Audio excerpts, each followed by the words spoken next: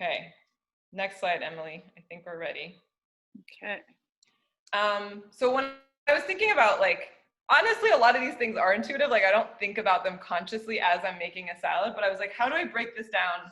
Assuming that some people in the class like might know absolutely nothing about it, and some people might be super versed, but just put language to it so that you're able to kind of think of it in a, I know it kind of seems counterintuitive, but like think about it scientifically so that you can develop that intuitive sense, and then you don't have to refer back to your notes, right? It's not like when you're doing math, you're like thinking about all the formulas your teachers taught you, you just understand that that's how it works.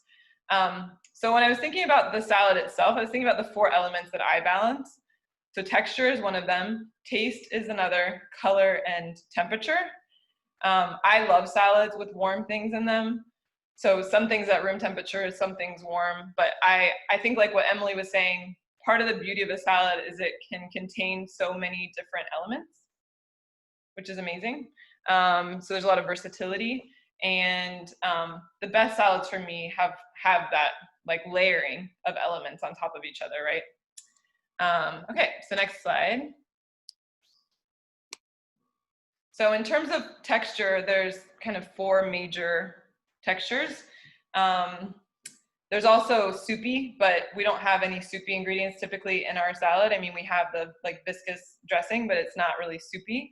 But the other 4 that you can usually find in a salad, and that's why I was encouraging you to incorporate these different elements, is firm. So firm is different than crunchy, right? Some vegetables can actually be crunchy, but a lot of them are just firm, like a tomato might be firm.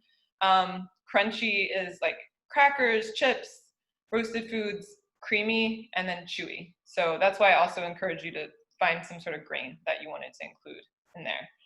And yeah, I really do think that considering how all those different textures play into your salad makes in your mouth a really interesting experience. Okay, Emily, I think we're ready for the next. And then these are the 5 major tastes. Most cuisines don't contain them all at once, but I do think interestingly